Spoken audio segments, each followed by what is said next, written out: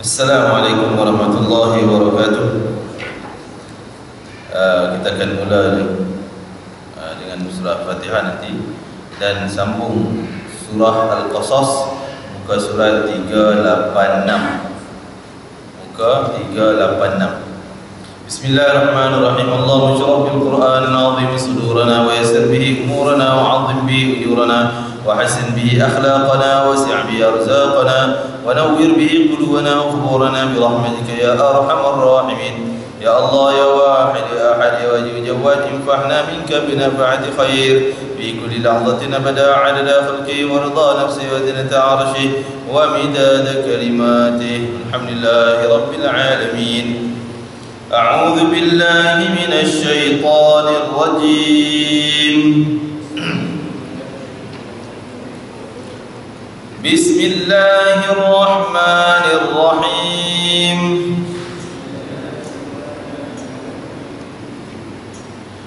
الحمد لله رب العالمين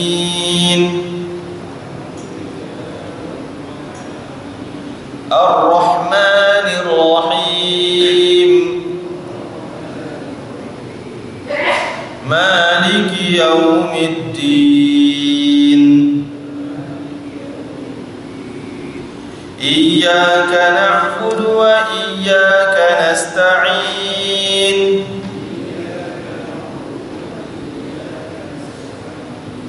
اهدنا الصراط المستقيم صراط الذين أنعمت عليهم غير المغضوب عليهم ولا الضالين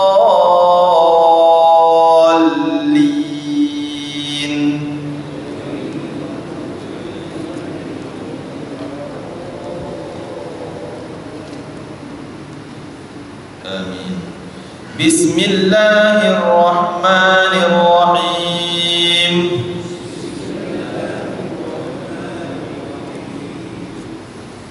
ونمكن لهم في الأرض ونري فرعون وهامان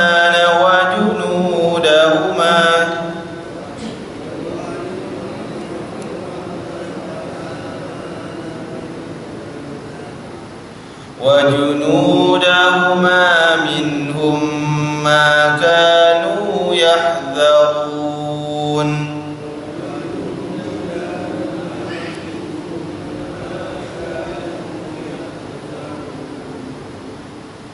وأوحينا إلى أم موسى أن أرضعيه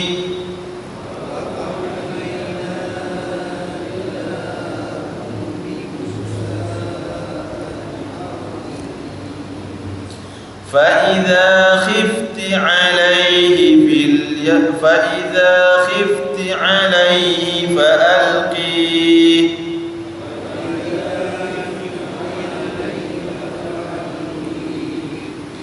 فألقيه في اليم ولا تخافي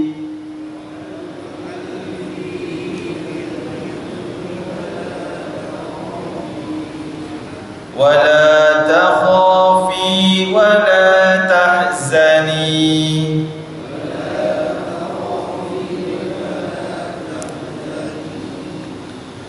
إنا رادوه إليك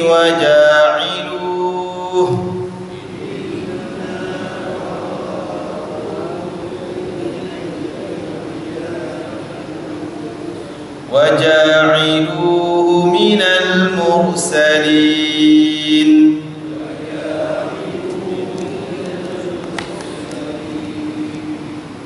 فالتقطه آل فرعون ليكون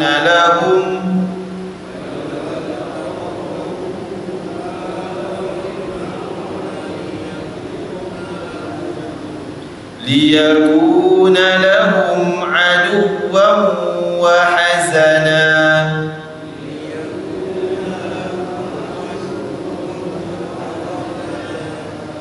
إن فرعون وهامان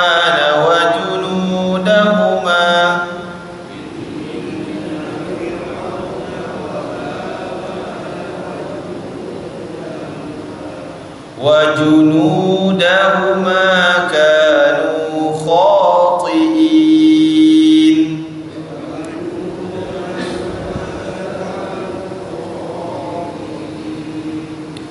وقالت امرأة فرعون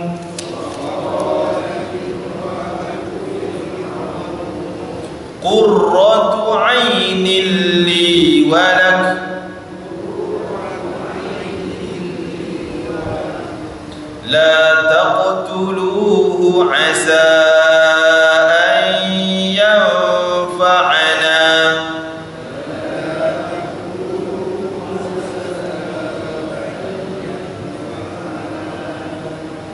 أو نتخذه ولدا وهم لا يشعرون وأصبح فؤاد أم موسى فارغا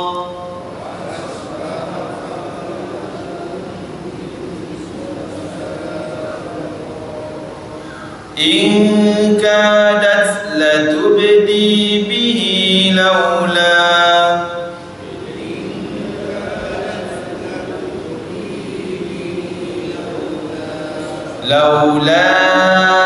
أن ربطنا على قلبها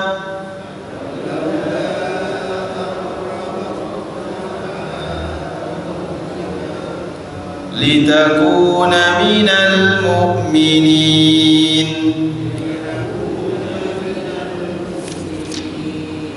وقالت لأخته قصيه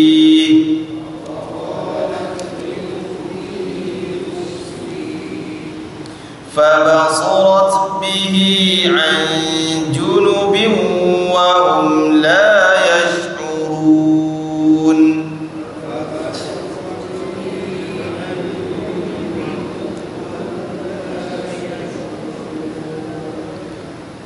وحرمنا عليه المراضع من قبل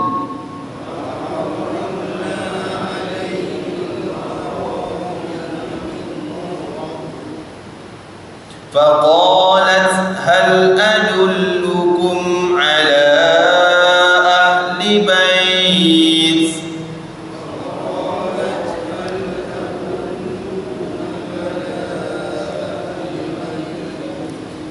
يكفلونه لكم وهم له ناصحون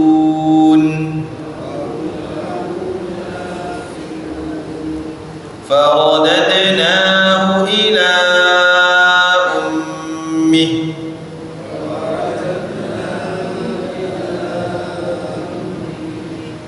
كي تقر عينها ولا تحزن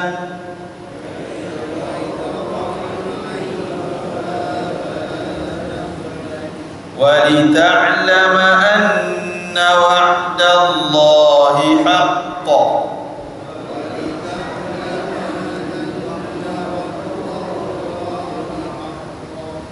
ولكن أكثرهم لا يعلمون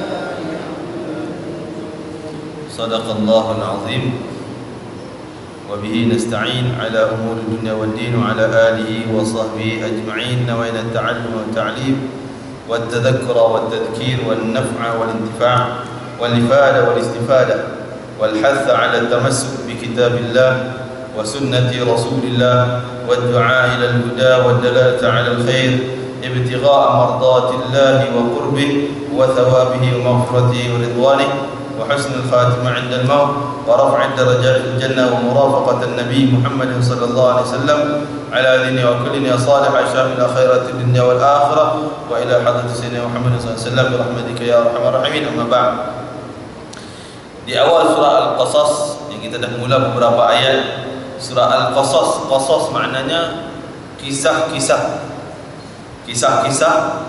surah yang menceritakan banyak tentang kisah para nabi, yang Allah datangkan mulanya dengan kisah Nabi Musa alaihissalam dan ketika berdepan dengan musuh utamanya Fir'aun, Haman dan seangkatan dengannya.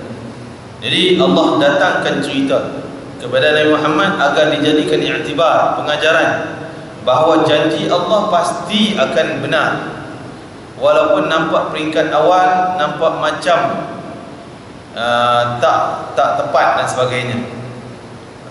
Seperti Nabi Musa alaihissalam di peringkat kecil nampak macam Nabi Musa akan ditamatkan riwayatnya, akan dibunuh oleh Fir'aun pada ketika itu. Tahun terkenal dengan tahun penyembelihan, tahun Az-Zabbahin disebut, tahun penyembelihan.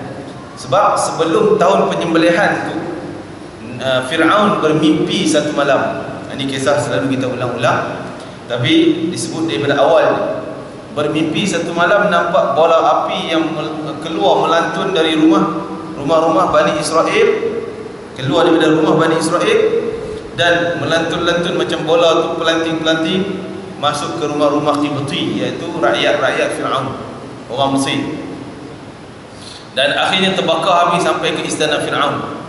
Maka ditanya kepada Tok Nujum, tukang takwil mimpi, tukang tafsir mimpi istana dia kata, oh itu bahaya, menandakan ada seorang lelaki yang lahir daripada Bani Israel, dia akan meruntuhkan kerajaan engkau wahai Fir'aun, dan rakyat engkau, orang yang taat dengan engkau juga akan hancur habis semua. Maka ketika itu Fir'aun menggeletar, takut. Bila dengar takwil mimpi yang menggerunkan tu, dia takut. Maka ketika itu dia perintahkan kepada semua tentera-tenteranya, dia mula rancang bagaimana nak selesaikan masalah ni. Tak ada cara lain kecuali kena bunuh budak-budak lelaki, kan? Nak sekat-sekat payah sangat, risikonya besar. Baik, kita kurangkan risikonya dengan bunuh je anak-anak lelaki. Maka dikerah pada tentera ni semuanya untuk masuk ke setiap rumah-rumah Bani Israel, cari mana ada budak lelaki, pancung terus. Kanak-kanak yang baru dilahirkan sampailah umurnya budak yang belum balik, bunuh. Kalau ibu mengandung, tanya dia punya, tengok dia punya tarikh lahir dia bila, datang balik, kalau lelaki bunuh, kalau perempuan biarkan.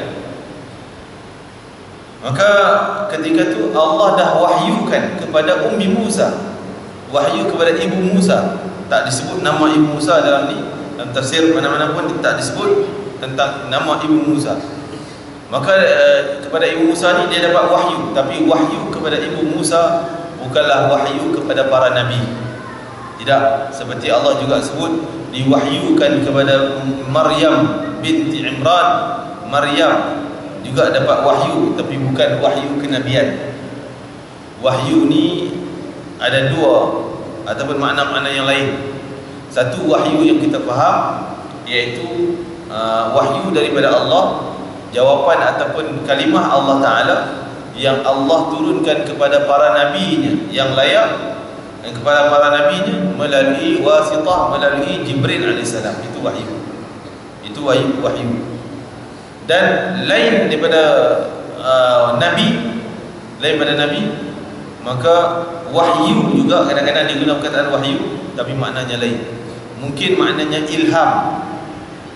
Jadi ibu Musa dengan Maryam tadi ni hanya dapat ilham. Binatang pun disebut juga, Allah Ta'ala sebut diwahyukan kepada An-Nahli, lebah. Kami wahyukan kepada lebah. Bukan makna wahyu kenabian tadi ni, tidak, tapi diilhamkan. Diilhamkan kepada lebah untuk buat sarang dia kat mana.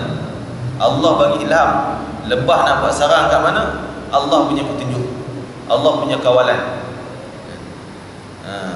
Jadi kepada Ibu Nabi Musa ni diwahyukan ketenangan, diberi tenang bahawa jangan bimbang, diilhamkan kepada Ibu Musa buat macam ni. Macam mana?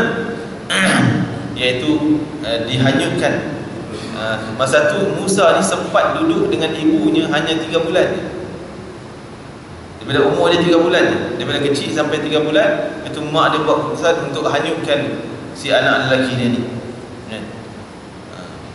Wa numakkina lahu fil ardi wa nuriya fir'aun, dan kami hendak memberi mereka kedudukan yang kukuh di negeri itu, serta hendak memperlihatkan kepada Fir'aun dan Haman bersama tentera mereka apa yang mereka bimbangkan dari golongan yang bertindas. Jadi Allah nak tunjuk, boleh Allah buat, Allah ilhamkan kepada Ibu Musa untuk lari keluar ke negara lain. Allah boleh buat macam-macam, kan? Tapi Allah tidak. Sengaja Allah tetapkan ibunya sehingga dapat ilham, hanyutkan saja. Kalau hanyut ni tak pergi jauh mana pun, duduk pusing dalam negeri itu je lah, kan? Kenapa Allah Ta'ala sebut dalam ayat 6 yang kita bacakan tadi? Kerana Allah nak tunjuk kuasa dia. Fir'aun punya tentera hebat mana pun, dia kata itu dah penyelesaian dia untuk kekalkan dia punya kuasa. Tetap Allah Maha berkuasa, boleh mengatasi kuasanya manusia, hebat mana pun. Tuan-tuan jangan bimbang. Walaupun Islam ditekan mana sekalipun, walaupun kuasa dunia sekarang ni hebat, kan? Guna kuasa untuk menindas orang Islam contohnya, kan? Macam di China, tak diizinkan untuk azan, syahadah dan sebagainya, tak boleh lagi dah. Pakai jambang janggut lambangkan Islam tak boleh diguna untuk khalayak, depan khalayak ramai. Walaupun kuasa mereka hebat macam tu, tapi tetap kuasa Allah maha berkuasa, boleh mengatasi segalanya. Tapi nak ceritanya bahawa Nabi Musa tadi Allah sengaja hanyut, dan hanyut juga lalu mak dia tahu dah sungai ni akan mengalir pergi ke istana Fir'aun. Kenapa diilhamkan kepada mak dia untuk hanyut di sini, sedangkan Fir'aun nak bunuh budak-budak?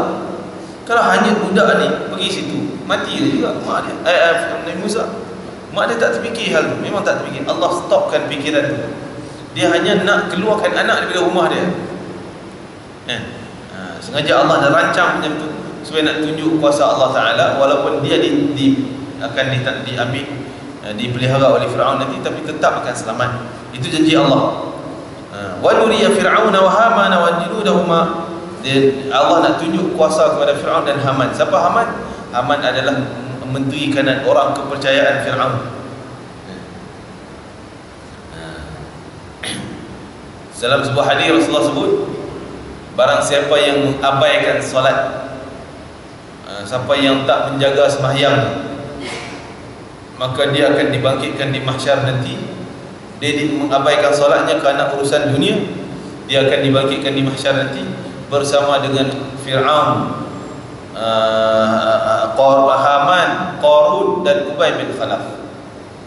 Nabi sebut 4 orang ni: Fir'aun, Haman, Qarun, Ubay bin Khalaf, 4 orang. Kenapa Nabi sebut 4 orang ni? Fir'aun, Qarun, Haman ni satu zaman lah, satu zaman. Tapi tiba-tiba je sebut Ubay bin Khalaf. Ada sebab Nabi pilih nama-nama tu. Ubay bin Khalaf ni musuh Nabi, zaman Nabi. Sedangkan zaman Nabi dengan Fir'aun tu bukan jauh tu, ribuan tahun. Kenapa Nabi pilih yang keempat ni, Ubay bin Khalaf? Ada sebabnya. Sebab keempat-empat ni, mereka dalam hati sudah ada keyakinan kepada Islam, kepada agama yang dibawa oleh Nabi masing-masing. 3 tadi Nabi Musa lah, dia yakin Nabi Musa, tapi tak nak beriman. Sebab Fir'aun, sebab nak jaga dia punya kuasa. Dia ada yakin, percaya dengan Fir'aun, ada percaya dengan Nabi Musa AS. Seperti disebut dalam surah Taha dulu pun disebut kisahnya. Fir'aun mulanya macam nak patuh je kepada, nak ikut cakap Musa, nak beriman lah, tapi dinasihati oleh penasihat-penasihat istana sehingga dia sanggup untuk cabar lawan sihir dengan Nabi Musa AS, kan? Jadi dia dah ada keyakinan dah dalam hati, tapi kerana nak jaga power dia, kuasa dia, sibuk dengan pemerintahan dia, mengabaikan iman kepada Nabi Musa. Maka orang yang sibuk menjaga kuasanya, sibuk menjaga pemerintahan dia, sehingga tak sempat nak jaga sembahyang, tak sempat nak jaga hukum hakam Allah Ta'ala, seangkatan dengan Fir'aun, ya. Yang kedua Qarun. Sebab apa? Haman dulu, Haman menteri dia. Sebab nak jaga bos. Nak jaga bos. Haman pun dia dah yakin dengan Musa. Nampak kebenaran Nabi Musa. Tapi tak nak ikut. Sebab bos dia tak ikut. Mana mau lawan dengan bos dia, Firaun. Maka begitulah orang yang jaga kedudukan di sisi jawatannya, kedudukannya, tapi sehingga sanggup mengabaikan tanggungjawab pada Allah Ta'ala seangkatan dengan Haman. Yang ketiga, Qarun, jaga harta. Qarun, Allah Ta'ala sebut dia asalnya pengikut Musa, taat pada Nabi Musa. Tapi bila dah harta banyak, dia pandang hina kepada Nabi Musa, tak nak ikut lagi Nabi Musa. Dia anggap dia lah hebat kerana harta dia banyak. Maka orang yang sibuk menguruskan harta sampai mengabaikan sembahyang, maka seangkatan Qarun. Ubay bin Khalaf sibuk dengan bisnesnya. Dia juga yakin dengan kebenaran Nabi Muhammad. Yakin tak? Sampai dia kata, kalau Muhammad tu ludah je muka aku akan mati. Bila Nabi Muhammad bertembung dengan dia dalam peperangan Badar, kuda sama kuda, Nabi naik kuda, dia berkuda, bertembung menyebut. Nabi hanya guna lembing ataupun tombak tu, hanya kena ujung tombak sikit je pada tengkuk dia, cala je, dia jatuh dalam kuda dia. Maka dia kata, matilah aku, habislah aku, matilah. Kawan dia tengok, lah, kena sikit je kan, mana mati macam ni, biasa je, luka sikit. Maka dia kata, kalau Muhammad ludah je muka aku, pasti aku akan mati. Sebab apa? Sebab Muhammad dah cakap di Mekah dulu, aku yang akan bunuh engkau. Maksudnya dia percaya dengan cakap Nabi Muhammad. Dan dia dengar pula Nabi Muhammad cakap di Madinah, dan berita sampai kepada dia di Mekah, bahawa Ubay bin Khalaf takkan mati kecuali mati dia di luar Mekah. Dia akan mati di luar Mekah. Maka Ubay kata, sejak tu aku dengar, aku tak nak keluar Mekah langsung. Walaupun dia biasa travel, pergi ke Syam, bisnes dan sebagainya, tapi sejak tu dia hantar wakil, dia tak nak pergi. Sebab Nabi kata dia mati luar Mekah, dia tak nak keluar Mekah. Akhirnya bila ada perang Badar, dia berserba salah, nak pergi tak pergi. Kalau pergi dah keluar Mekah, maka dia dihina. Kalau dia tinggal dalam Mekah, orang mencerca dia, apalah pengecut, penakut. Maka dia pergilah dalam keadaan takut-takut. Akhirnya bertemu dengan Nabi. Maka Nabi kena ujung tembok, tombok lembing tu, jatuh sikit saja dan mati. Dia kata, kalau Muhammad ludah je akan mati, sebab dia pernah cakap pada aku, dia akan bunuh aku. Maksud dia yakin dengan kataan Nabi Muhammad. Dalam hati dah ada yakin pada Nabi Muhammad. Tapi kerana bertolak Islam, kerana nak jaga bisnes dia. Kalau ikut Muhammad, habis bisnes dia kan? Bisnes dia dengan Abu Jahal, Abu Lahab dan seangkatan dengan dia. Maka disebut tadi Fir'aun, Haman. Kita sebut bahawa orang, kata Rasulullah, kata Sayyidina Abdullah bin Abbas, orang yang abai sembahyang ni tuan-tuan, bukan kerana dia tak sembahyang. Kalau tak sembahyang lain, hukuman dia lain. Tapi ni abai sembahyang. Apa makna abai? Dia sembahyang cukup 5 waktu, tapi sembahyang lebih kurang, ujung-ujung waktu dah terlajak dah satu rakaat je mungkin dalam waktu maghrib, 2 lagi dah terlajak masuk Isya, dah azan Isya, dah baru habis maghrib dia. Jadi ini orang yang mengabaikan solat. Dan sembahyangnya pula, dia tak kira lebih kurang lah, seluar dia tak kira kotor tak kotor, baju dia lebih kurang je kan? Tengok okey je sembahyangnya, tak teliti langsung, tak jaga langsung sembahyangnya dengan najisnya dan sebagainya. Termasuk juga orang yang mengabaikan sembahyang, tak jaga sembahyang, dan kerana kencingnya, mungkin dia kencing terus basuh contohnya. Kerana Rasulullah sebut banyaknya azab dalam kubur disebabkan kencing seseorang.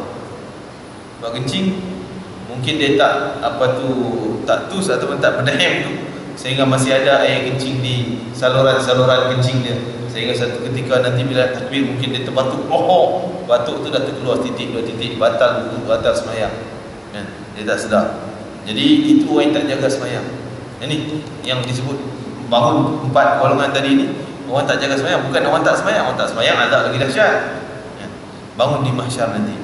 Na'udzubillah min zalik. Allahumma inna nas'aluka al-afiyah. Sebenarnya ayat yang ketujuh, wa auhayna ila ummi Musa an ardi'i, dan kami ilhamkan kepada ibu Musa alaihissalam an ardi'i, supaya dia susukan dalam pada itu, fa idza khifti alaihi, bila dia rasa bimbang terhadap keselamatan dia dan anaknya, fa alqihi fil yam. Ini semua ilham daripada Allah Taala, datang idea daripada dia. Jadi kita ni tuan-tuan ada 2 sumber ilham. Semua kita ada dua sumber ilham.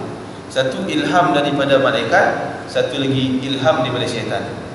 Ilham daripada malaikat tentulah yang baik-baik, idea yang baik, kan? Ilham daripada syaitan, ilham yang nak musnahkan amal kita, nak musnahkan akidah kita dan sebagainya.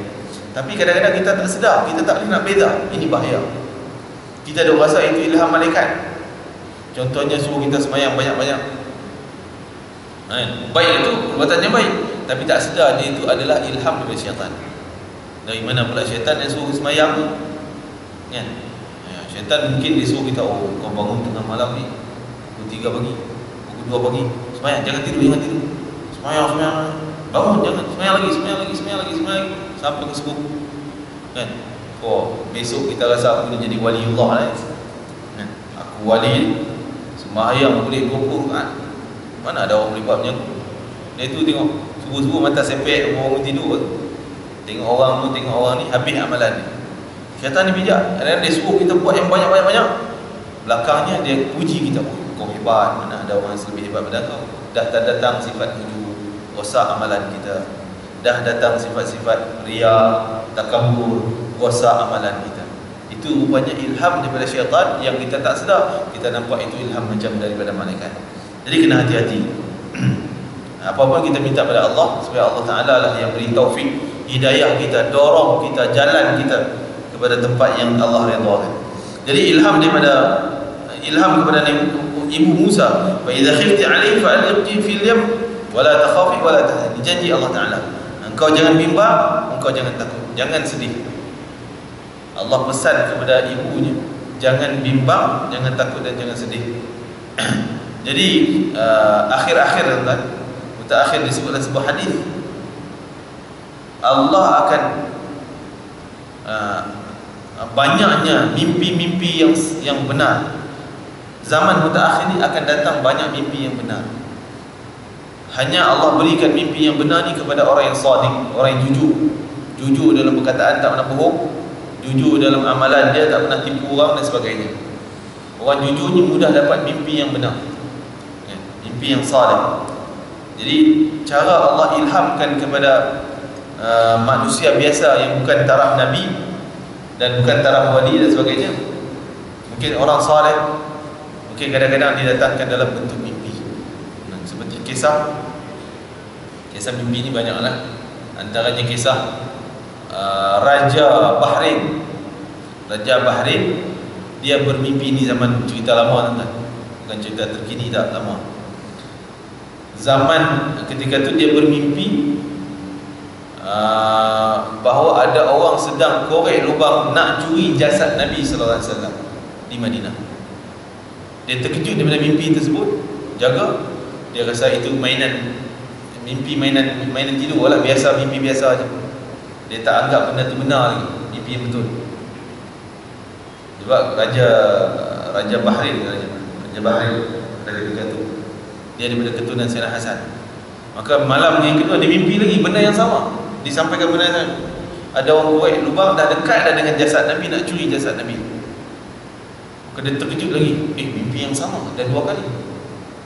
Dia rasa macam mimpi biasa je, tak betul kot, tak ada apa-apa ni. Malam ketiga mimpi lagi benda yang sama juga. Akhirnya dia bersiap sedia pergi Madinah.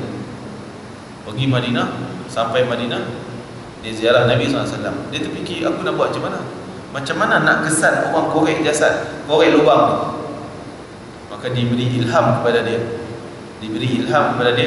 supaya dia ni panggil seluruh penduduk Madinah, dan dalam mimpi itu dah ditunjuk dah wajah orang yang korek. Maka dia dipanggil, nak cam tengok ada orang yang dalam mimpi itu.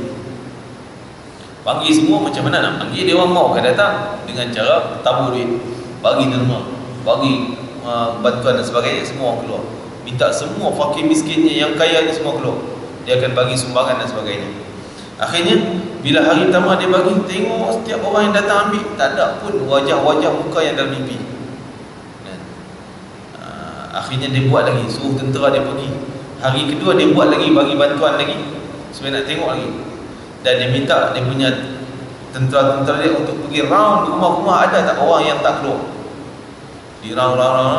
Hari yang ketiga ada baru jumpa ada seorang lelaki yang disebut dia ni bukan orang Madinah, tapi dia orang luar datang ziarah Nabi duduk di Madinah. Dia tak keluar ni, tak ada muka dia sini. Panggil, cari, tunjuk rumahnya dan minta dia keluar. Bila tengok baru ucap ini mukanya, mukanya orang Yahudi. Maka dia pun kerah tentera untuk cari macam mana dia buat, dia korek lubang dia mana. Dia tak mengaku lah, tak ada bukti-buktinya. Akhirnya dinampakkan, diilhamkan oleh Allah Ta'ala, sehingga tertolaklah satu benda macam almari, rupanya lubang bawah tu. Baru tengok lubang tu dah hampir kepada jasad Nabi SAW, kubur Nabi SAW. Maka ditangkap dan dibunuh lelaki Yahudi tersebut. Jadi itu antara mimpi. Begitu juga mimpi Sayyidina Abu Bakar untuk tulis Al-Quran. Ilham kepada Sayyidina Abu Bakar untuk tulis Al-Quran. Sayyidina Abu Bakar mula tak nak terima cadangan Umar. Sayyidina Umar Al-Khattab, cadang mai kita tulis Al-Quran daripada Fatihah sampai An-Nas komplit dalam satu buku, satu mushaf. Tak nak. Abu Bakar kata, Nabi tak pernah buat, Nabi tak pernah suruh kita buat, takkan aku nak buat. Aku tak berani buat. Datang hari kedua Sayyidina Umar, cadangan yang sama, tolak. Cadangan yang ketiga, hari ketiga ditolak juga. Maka diilhamkan kepada Abu Bakar rasa tenang untuk menerima pandangan daripada Umar, maka dikerahlah untuk tulis semula. Begitulah banyak cerita-cerita dalam ilham dan mimpi dan sebagainya. Allah beritahu, la takhafi wa la tahzani. Jangan bimbang, jangan takut dan jangan sedih. Kenapa dipesan demikian? Jangan takut. Kalau takut, dia tak jadi hanyutkan anak, kan? Tak jadi hanyut. Allah buang perasaan takut. Ibu mana boleh nak pisah ni, baru 3 bulan nak campak anak. Oi, kan? Itu bukanlah ibu-ibu yang campak ke longkang dan sebagainya. Itu macam binatang lah, kan? Tapi tak, mereka yang beriman ni tak sanggup nak buat demikian. Tapi Allah buang tu perasaan takut. Sifat takut tu Allah buang. Sifat takut untuk bertindak demikian. Wala tahzani, jangan engkau kecewa ataupun sedih. Jangan sedih. Kalau sedih, orang boleh kesal. Orang boleh tahu, oh dia ni sedih ni sebab apa, mungkin ada perpisahan dan sebagainya. Orang akan kesal. Inna radduhu ilaihi wa ja'ilu, janji Allah, kami pasti radduhu, kami pasti akan kembalikan Musa ini, anak engkau yang kecil ni akan balik pada engkau nanti satu hari. Janji Allah kepada Ummi Musa. Wa ja'ilu minal mursalin, dan kami jadikan dia daripada orang-orang daripada rasul. Kami akan jadikan dia di kalangan rasul-rasul kami. Janji Allah. Seperti mana Allah juga janji kepada Nabi Muhammad SAW. Ketika dalam perang Badar, Nabi Muhammad katakan, ya Allah, engkau telah janjikan kepada aku bahawa engkau akan berikan kemenangan dan berikan bantuan kepada aku. Seperti yang tercatat di khatam nubuwah, di belakang pungkuk Nabi ni ada, kita sebut khatam nubuwah ni macam cok mohor lah, cok timbul kan. Belakang Nabi tu ada tulisan. Apa dia? Allah wahdahu la syarikalah, Muhammadun abduhu wa rasuluh. Tawajjah. Mana apa tawajjah? Pergilah engkau ke mana saja, haitsu syi'ta fa innaka mansurun, pasti engkau akan menang, engkau akan dibantu oleh Allah. Itu janji Allah. Maka Ibu Nabi Musa pun dijanji demikian. Nabi Muhammad angkat tangan masa perang Badar itu, angkat tangan berdoa, ya Allah, kau telah janji beri kemenangan, berilah bantuan dan kemenangan. Kalau engkau musnahkan sahabat-sahabatku pada hari ini, tidak ada lagi orang yang akan menyembah engkau pada hari besoknya, ya Allah. Sampai Nabi Muhammad angkat tangan tinggi berdoa, semua saya menangis, basah janggutnya, jatuh selendang Nabi yang ada atas baunya. Datang Sayyidina Abu Bakar sedih juga tengok kesedihan Nabi, maka dia kata, wahai Rasulullah, fahasib, cukuplah wahai Rasulullah, cukuplah, Allah akan membantu kau, Allah akan membantu, beri ketenangan pada Nabi SAW. Jadi janji Allah Ta'ala pasti akan benar. Faltaqatahu alu fir'aun liyakuna lahum aduwwan wa hazana. Setelah itu dia dipungut oleh orang-orang Fir'aun. Bila dah hanyut, maka diambil oleh orang Fir'aun. Aduwan wa hazanan. Inna Fir'auna wa Hamana wa junudahum kanu khati'in. Kesudahannya dia akan menjadi musuh dan menyebabkan duka cita bagi mereka. Sebab dia musuh. Nabi Musa bermusuh dengan istana Fir'aun. Sesungguhnya Fir'aun dan Haman serta orang-orang yang adalah orang-orangnya, tenteranya adalah golongan orang yang bersalah. Tindakan mereka tak betul. Walaupun macam tepat dah disebutkan bahawa ketika dibawa bayi tersebut ke istana, mula yang pegangnya adalah isteri Fir'aun, namanya Asiyah. Ketika kita beriman lagi. Tapi Allah Ta'ala sebut dalam ayat surah Taha, Allah Ta'ala, wa alqaitu alaika mahabbatan minni. Wa alqaitu, kami campakkan mahabbatan, kami campakkan orang akan cinta kepada engkau. Itu adalah campakkan cinta itu datang daripada kami, kata Allah Ta'ala. Kami akan campakkan perasaan cinta orang kepada engkau, ya Musa. Jadi dikatakan bahawa semua orang tengok wajah bayi Nabi Musa, maksudnya Nabi Musa tu, semuanya lembut hati, tenang, seronok, cinta, sayang, ya. Tengok je rasa sayang. Tak jadi nak bunuh. Macam kanak-kanak lain jumpa je pancung terus. Yang ni tak berani. Di tentera dia tengok je, Allah, tengok sayang, rasa sayang kepada bayi tersebut, bawa ke istana, jumpa dengan Asiah dulu, jumpa dengan perempuan pula, maka nampak bayi, dia rasa kesian, dia rasa sayang dan sebagainya. Bawa kepada Fir'aun. Fir'aun kata, bunuh. Sebelum masa tu Fir'aun tak tengok lagi muka dia. Maka Asiah kata, dalam ayat seterusnya, qurratu 'ainin li wa lak. Wa qalat imra'atu Fir'aun, isteri Fir'aun mengatakan, qurratu 'ainin li wa lak. Mungkin budak ni akan jadi penyejuk mataku dan mata engkau. Maksudnya qurratu 'ainin li, penyejuk mata ni yang menggembirakan jiwa kita, menenangkan kita dan sebagainya. Ketika itu Fir'aun tidak ada anak, tidak ada anak lagi, dapat anak lagi pula. Aduwwun li wa lak, qurratu 'ainin li wa lak. La taqtuluhu asa an yanfa'ana. La taqtuluhu. La tu ada koma di situ. Tak, bunuh je dia. Itu sebagian ulama tafsir demikian. La ada koma. Jadi isteri Fir'aun kata mungkin dia jadi anak kesayangan kita. Fir'aun kata la taqtuluhu, kau bunuh dia. Sebagian ulama mengatakan tidak. La tu maknanya jangan bunuh. Itu cakap isteri Fir'aun. Janganlah bunuh dia. Asa an yanfa'ana, mudah-mudahan dia akan beri manfaat yang besar kepada kita. Au nattakhidhu waladan, ataupun kita boleh jadi dia anak angkat. Wa hum la yashurun, dan mereka tak sedar itulah yang akan merosakkan istana Fir'aun, jadi musuh kepada kekejaman Fir'aun. Jadi kata Rasulullah SAW, kalaulah waktu isteri Fir'aun kata qurratu 'ainin li wa lak, mudah-mudahan dia jadi anak yang memberi ketenangan pada kita, kegembiraan kepada kita. Waktu itu Fir'aun jawab tak, dengan keras hati dan sombong. Kalaulah Fir'aun kata ya, kata Rasulullah dalam sebuah hadis, kalaulah Fir'aun kata okey, baik, boleh jadi, nescaya Fir'aun juga akan beriman dengan Nabi Musa AS. Kenapa? Hati dia sudah cinta dah kepada Musa, sayang dah bila tengok bayi itu, dia dah rasa. Tetapi kerana ego dia, kerana dia lawan dengan kata la, maka dia tak, imannya tak diterima oleh Allah Ta'ala. Allah tolak sampai bila-bila. Tapi Asiah kerana ada perasaan sayang tadi, maka Allah campakkan iman kepada Asiah, isteri Fir'aun. Yang fa'ana aw nattakhidhu walada wa ma yash'urun, kita semua ayat 10 nanti. Wa asbaha fuadu ummi Musa farigha, dan peninggalannya menjadikan hati ibu Musa itulah kosong, maksudnya teringat. Sesungguhnya ia nyari-nyari menyatakan perihal anaknya itu dengan terus terang, jika tidaklah kami kuatkan hatinya dengan perasaan sabar dan tenang tentram. Jadi mak dia sehingga seolah macam nak buat tindakan, pergi je ngaku kata aku dah lepas anak, tolong cari, biar dia bunuh tak apa sanggup, kan? Sampai dia fikir macam tu. Tapi Allah yang campakkan ketenangan, Allah yang berikan kekuatan sabar kepada jiwa seseorang. Jadi sebab tu benda sabar ni bukan latihan itu satu, tapi daripada Allah Ta'ala, anugerah daripada Allah. Seperti mana didoakan Rabbana afriq alaina sabran, doa kepada Nabi, doa Talut ketika dia berdepan dengan Jalut, yang cantik dalam surah Baqarah, Rabbana afriq alaina sabran wa thabbit aqdamana wansurna 'alal qaumil kafirin. Yani elok kita jadi agak amalan tuan.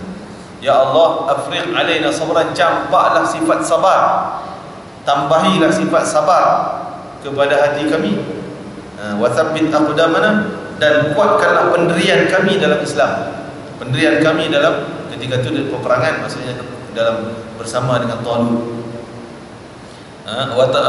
Wansurna 'alal qaumil kafirin, dan berilah kami kejayaan dan kemenangan, bantuan ke atas orang-orang yang kafir. Jadi kesabaran ni kena minta, tuan, kena minta. Di antara sifat sabar kita kena minta. Jadi Allah yang campak, laula arbatna ala qalbiha, kalaulah kami tidak ada campak, kami tak campakkan sifat sabar, kekuatan jiwa kepada ibu Musa, sudah pasti dia akan buat tindakan yang menghancurkan diri dia, merosakkan dia dan merosakkan Nabi Musa itu sendiri. Tapi semua perancangan Allah, kan? Semuanya datang daripada Allah Ta'ala, semuanya datang daripada Allah. Maka Allah dah susun dah, walaupun ketika itu dia gelisah dan sebagainya. Jadi kita ni diajar demikian, diajar untuk patuh kepada agama Allah melebihi perasaan kita. Walaupun perasaan macam ibu Musa, Allah perintah susu dulu, ardi'i, susu. Kan ibu ni bila dah menyusu, sifat ikatan dengan anak tu semakin kuat, semakin tebal. Kalau belum susu lagi, dia tu yang budak-budak sanggup campak kan, buang bayi sebelum menyusu lagi, sebab dia boleh putuskan kasih sayang. Tapi bila dah menyusu ni lain macam. Jadi ibu Musa diberitahu untuk menyusu dulu, kuatkan ikatan kasih sayang. Lepas tu Allah suruh campak pula buang. Allah, Masya Allah, ya. Jadi begitu kita dalam agama tu, kadang-kadang Allah bagi benda yang kita sayang sangat, harta benda, anak pinak kita, keluarga kita dan sebagainya. Satu hari Allah minta sikit, buang sikit. Harta lah contohnya, zakat, potong sikit. Anak walaupun sayang tapi sanggup kita pisahkan, ataupun tinggal mungkin dengan tuntutan agama, kita pergi haji contohnya, buat ibadah pergi sana pergi sini. Jadi kena ada benda-benda yang macam tu, sanggup. Mana kita nak, Allah nak uji demikian supaya kita nak tengok kita nak dahulukan yang mana. Nak dahulukan nafsu kita, perasaan kita daripada hukum Allah. Tak sanggup buat hukum Allah Ta'ala kerana nak jaga harta, tak nak bayar zakat kerana mengurangkan harta kita, nak pisah daripada harta, sayang harta kita lebihkan. Ini Allah akan musnahkan. Tapi kalau kita sanggup, benda yang sayang ni, nak jaga ni, kita payah nak dapat, dah dapat, nak kena bayar pula, nak kena keluar pula pada orang lain, berat nak buat, tuan. Sanggup buat, Allah beri ganjaran yang besar. Ibu Musa sayang dah menyusu dah ni, 3 bulan dah menyusu dengan dia. Lepas tu nak pisah pula, nak buang pula, bukan benda yang mudah, tuan. Jadi Allah campakkan perasaan, kekuatan. Jadi kalau kita sanggup, tuan, sanggup buat apa yang Allah tuntut, apa yang Allah perintah, melawan perasaan kita, nafsu kita, maka sudah pasti Allah akan beri benda yang lebih besar untuk kita. Seperti mana Sayyidina Umar Al-Khattab radhiyallahu anhu, dia kata, wahai Rasulullah, engkau ni aku sangat sayang melebihi bapa aku, anak aku, keluarga aku dan manusia seluruhnya kecuali diri aku. Maksudnya Sayyidina Umar seolah dia ikrar bahawa aku lebih sayang diri aku melebihi Nabi Muhammad. Kalau kita dah cukup tinggi itu, sayang pada hormat pada Nabi Muhammad, sayang pada Nabi Muhammad ni melebihi anak sendiri, melebihi bapa sendiri, melebihi keluarga sendiri. Walaupun diri sendiri tak ada lawan juga. Nabi kata, belum sempurna iman engkau ya Umar, belum sempurna. Maka Sayyidina Umar ulang sekali, aku cinta pada engkau ya Rasulullah melebihi keluarga aku, seluruh disebut tadi, termasuk melebihi diri aku sendiri. Al-an ya Umar, sekarang sempurna iman engkau ya Umar, sekarang lengkap iman engkau. Tuan, kita boleh jadikan ini sebagai kayu ukur kat mana kedudukan kita, tuan. Dah lengkap iman kita atau belum? Kita mendahului kehendak kita ataupun kehendak Rasulullah. Kadang-kadang lebih banyak mungkin kita tengok diri kita, koreksi diri sendiri, banyak kita mendahului diri kita daripada mendahului Rasulullah SAW. Apa yang Rasulullah minta, suruh buat itu dan ini, kita kata nanti tak payahlah, tak minat lah nak buat itu, minat yang lain dulu. Jadi kita melebihi diri sendiri. Belum lengkap iman kita, tuan, para hadirin sekalian. Jadi memanglah benda itu bukan senang, bukan seperti ceramah senang, tuan.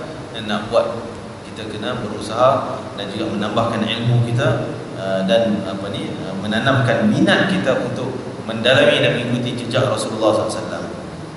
Jadi kembali pada kisah Nabi Musa tadi, Ibu Musa dengan perasaan sayang dia sanggup buat kerana itu perintah Allah. Banyak para nabi demikian. Sayang Nabi Muhammad, sayang pada Mekah, siapa tak sayang pada tempat lahir dia sendiri, kan? Sayang, tapi sanggup untuk pisah daripada Mekah kerana perintah Allah Ta'ala. Begitu juga contoh-contoh para ulama yang lain. In kanat latubdi bi laula arbatna ala qalbiha litakuna minal mu'minin, supaya tetaplah ia jadi orang yang yakin beriman kepada Allah Ta'ala. Siapa dia? Ibu Nabi Musa AS. Jadi iman mana kita kena minta. Allah, sebab tu antara doa Nabi di awal pagi-pagi, tuan, doa Nabi, Allahumma inna nas'aluka imanan yubashiru qalbi wa nas'aluka yaqinan sadiqan hatta na'lama annahu la yusibani illa man katabtahu alayhi wa ardini ma qasamtahu li. Walaupun panjang apa kandungannya, ya Allah, aku minta keimanan yubashiru qalbi, yang tetap langsung dalam hati aku, melekat dalam hati aku, hatta na'lama annahu la yusibani illa ma katabtahu alayhi, sehingga aku yakin sepenuhnya apa saja yang berlaku semuanya telah ditakdirkan oleh Engkau, ya Allah. Minta iman kita yang macam tu, melekat dan tak ada ragu-ragu dia. Kita yakin lepas ni kita sakit ke, kita apa benda yang berlaku, bukan silap kita, bukan silap siapa, semuanya takdir Allah. Yakin macam tu. Minta lagi iman. Allahumma inna nas'aluka imanan laisa ba'da kufr. Minta, ya Allah, keimanan yang sempurna, lengkap, yang tidak ada lagi setelah itu terlibat dengan kekafiran. Minta iman, minta sabar, semua kena minta pada Allah. Kuncinya begitu juga ikhlas, minta pada Allah. Ikhlas minta daripada Allah. Selain kita berusaha, kita kena minta pada Allah Ta'ala. Jadi semuanya beri pemberian anugerah daripada Allah Ta'ala kepada ibu Nabi Musa, sehingga dia jadi kokoh, kuat, yakin imannya kepada semuanya adalah aturan Allah Ta'ala. Wa qalat li ukhtihi qusih, maka ibu Nabi Musa ni punya risau, bimbang, walaupun tenang jiwa dia, walaupun lepas anak, tapi dah kita sebut tadi bahawa dia telah menyusu selama 3 bulan. Sifat sayang dia tu sangat kuat kepada Nabi Musa. Maka ketika itu dia perintah kepada kakak Nabi Musa, saudara perempuan Nabi Musa, supaya ikut jejak arus air tadi ni. Pergi ke mana bayi tu, pergi sampai. Kenapa Allah buat macam tu? Allah mungkin boleh bagi ibu dia tak fikir langsung, tak buat tindakan apa, biar macam tu. Tapi kerana Allah nak tunjuk bahawa anak engkau ni selamat walaupun pergi kepada Fir'aun. Sampai sana nanti dia nampak diangkat masuk dalam sana, bukan dipancung terus seperti mana tentera lain nampak budak lari ke tepi jalan dia terus pancung. Tapi kerana bayi ni dia tak pancung terus, bawa dalam istana, dan tak nampak pun mayat tersebut dikeluarkan daripada istana dan sebagainya. Direport balik pada kakak dia, balik cerita pada Nabi, kepada ibu Nabi Musa. Fa basarat bi an junubin wa hum la yash'urun. Dia melihat daripada jauh, meninjau daripada jauh, dan dia nampak semua pergerakan tersebut. Cuma kakak Nabi Fir'aun ni, kakak pada Nabi Musa ni, khilaf di kalangan ulama. Ada yang mengatakan namanya sama dengan Maryam. Maryam kisah ibu pada Nabi Isa, juga namanya Maryam binti Imran. Nabi Musa bin Imran. Maryam ibu pada Nabi Isa pun Maryam binti Imran. Namanya sama saja, bukan orang yang sama. Walaupun ada khilaf yang lain mengatakan nama-nama yang lain. Ada yang nama-nama dalam tafsir lain saya nampak ada yang menyebut, khilaf ulama, dia menyebut bahawa nama kakak ataupun saudara Musa ini adalah Kalsum binti Imran. Akhirnya waharramna alaihi al-maradi' min qabl. Bila Nabi Musa dah masuk dalam istana, maka barulah ibu dia rasa dengar berita yang menenangkan, iaitu dia tahu anak dia tak mati pun. Dia tahu anak tak mati sebab istana mengisytiharkan ibu-ibu perempuan yang ada susu datang untuk ambil jadikan bayi dalam istana ni sebagai anak susuan. Dan akan dibayar upah lagi sekian banyak di sana sebab anak semua orang datang. Dites seorang kan, tengok bayi tu serasi tak dengan perempuan-perempuan yang nak menyusukan tadi. Allah Ta'ala sebut wa harramna alaihi al-maradi', kami haramkan semua perempuan yang menyusu dia. Nabi Musa tak buka mulut langsung untuk minum susu pada perempuan-perempuan semua yang datang untuk menyusu. Faqalat hal adullukum, sehinggalah perempuan-perempuan tadi recommend pula, oh ada seorang perempuan yang dia orang baik, kami kenal dia orang baik, dia boleh menyusu. Bagi tahu pada istana, mau tak kami bawa kepada perempuan tersebut. Oh, Fir'aun kata okey, bawa pergi. Jadi yang lain perempuan tu datang nak buat test. Tapi ibu Nabi Musa, Fir'aun pergi hantar ke rumah dia. Allah dia janji, inna radduhu ilaiki wa ja'alhu muslim. Kami akan pulangkan Musa daripada kau. Jangan bimbang. Kami akan pulangkan. Jadi akhirnya dibawalah tentera Fir'aun, bawa Musa. Dah perempuan tadi semua dia tak buka mulut, tak nak hisap. Bawalah kepada perempuan yang ditunjukkan rumah, iaitu ibu Nabi Musa sendiri. Maka barulah Nabi Musa minum, dan nampak keceriaan dan kesihatan kepada Nabi Musa minum susu tersebut. maka diberi upah pula. Itu bila ikut janji Allah Ta'ala, tengok Allah bagi. Satu tadi Allah bagi kekuatan sabar, yang kedua kekuatan iman. Walaupun sanggup korban, sayang korban tinggal kerana itu perintah Allah. Allah bagi kekuatan sabar, kekuatan iman. Allah janji anak itu tak diapa-apakan, akan dipulangkan balik pada engkau, wahai ibu Musa, dan engkau dapat upah lagi pula. Anak dia sendiri, dia musuh anak dia sendiri, walaupun tak disedari oleh musuh-musuh Firaun,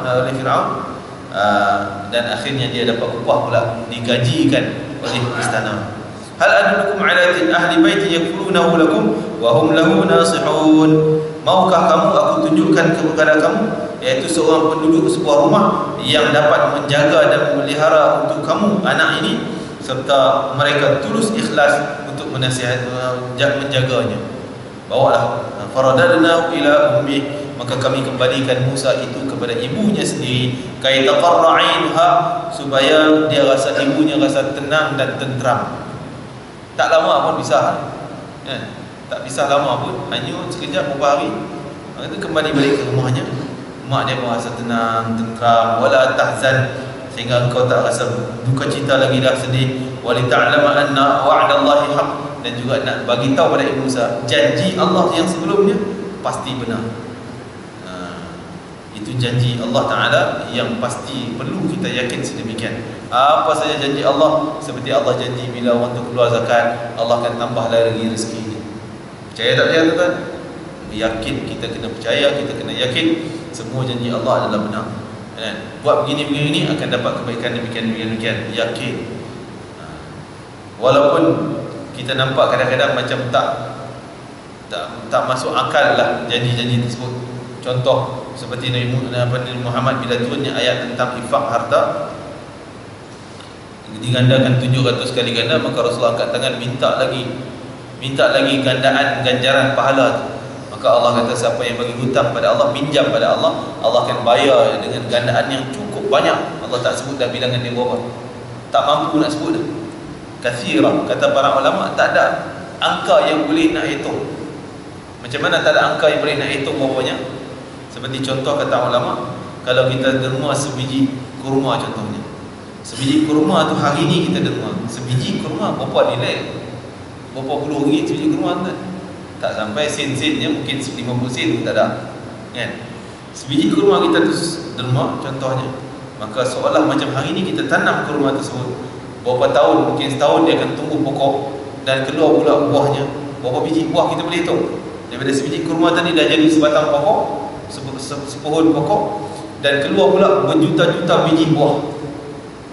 Mampu kita nak hitung? Itu pun tak mampu dah kita nak hitung.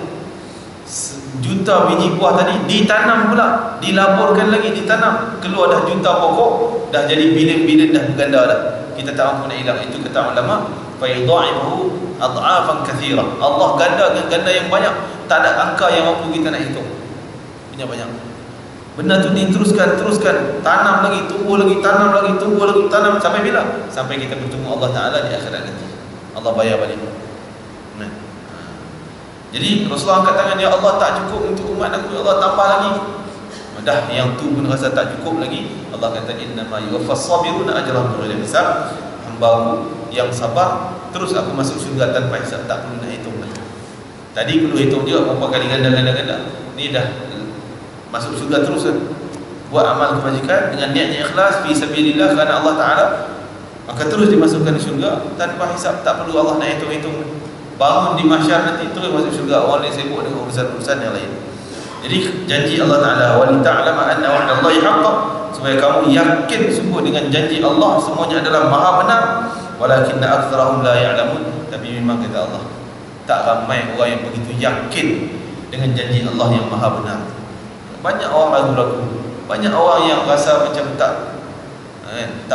penuh keyakinannya. Allah Ta'ala sebut walakinna aktsarahum la ya'lamun, tapi kebanyakan mereka masih tidak tahu tentang janji Allah yang maha benar ni. Jadi itulah yang kesimpulan dalam ayat ni, bahawa segala perintah Allah wajib kita mendahulukan melebihi keinginan diri kita sendiri, seperti mana contoh ibu Nabi Musa tadi, dan semuanya akan mendatangkan faedah yang sangat besar di dunia dan juga di akhirat. Wallahu ta'ala alam. Dengan sambung masih kisah Nabi Musa alaihissalam dan kisah dengan keluarga angkatnya Fir'aun, dan akhirnya akan menjadi musuhnya sehinggalah Fir'aun ditenggelamkan oleh Allah Ta'ala. Wallahu ta'ala alam. Bismillahirrahmanirrahim. Allahu fa'alna ma 'allamtana wa 'allimna ma yanfa'una wa barik lana fi Allah barik lana fi hadzal yawm wa barik lana fi jam'ina hadha barik lana fi qira'atina hadhihi waj'al hujjatan lana la 'alaina Allahumma ij'alhu syafi'an lana yawm al-qiyamati ya 'aziz ya ghafar ya arhamar rahimin. اللهم أنزل الرحمة والبركة والنعمة والنصرة علينا وعلى من حضر في هذا المجلس وعلى أمة سيدنا محمد صلى الله عليه وآله وسلم. اللهم اجعل سواء ما قرأنا من كلامك القديم وما سمعناه وما رأيناه ثوابا جزيلا عظيم بارك فيه نقدم الهدية إلى حضرة سيدنا محمد صلى الله عليه وسلم وإلى أصحابه الكرام وآل بيت العظامة العالم والشهداء والعلماء والأولياء وسائر أرواح المسلمين ولسان مشارق الأرض ومغاربها يا أكرم الأكرمين. وصلى الله على سيدنا محمد وعلى آله وسلم. الحمد لله رب العالمين. تقبل الله منا تقبل لي